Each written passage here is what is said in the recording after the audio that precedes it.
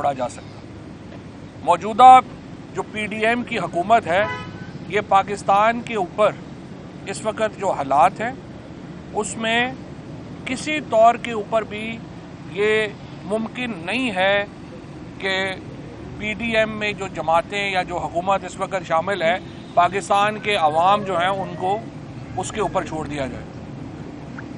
पाकिस्तान के अंदर एक बेयकीनी, एक गैर यकीनी मुआशी हवाले से, आइनी हवाले से, सियासी हवाले से जो हुई है, हम समझते हैं कि जो PDM की हुकूमत है वो उसकी बराह रास्त ज़िम्मेदार है और किसी तौर के ऊपर भी ये मुमकिन नहीं होगा कि हम इन हालात में इस हुकूमत को की अपोजिशन खाली छोड़ दी जाए, इस हुकूमत को एक पाकिस्तान के अंदर शरीफ, जरदारी या फजलुर रहमान जो हैं इनको खुल खेलने का मौका दे दिया जाए।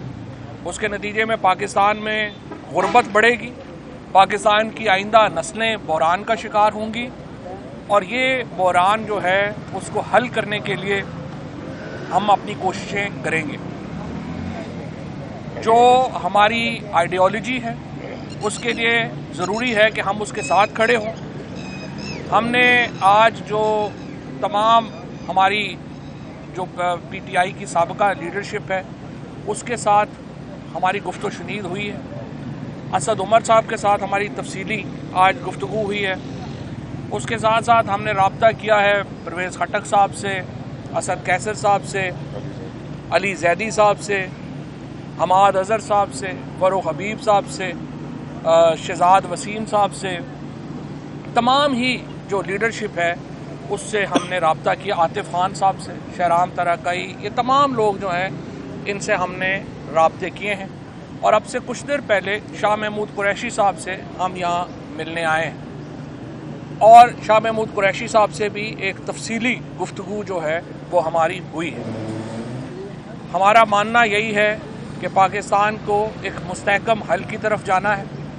हमें इंशाअल्लाह ताला जो सलूशंस हैं वो निकालने हैं, सलूशंस की तरफ जाना है और हम सलूशंस की तरफ इंशाअल्लाह ताला जाएंगे।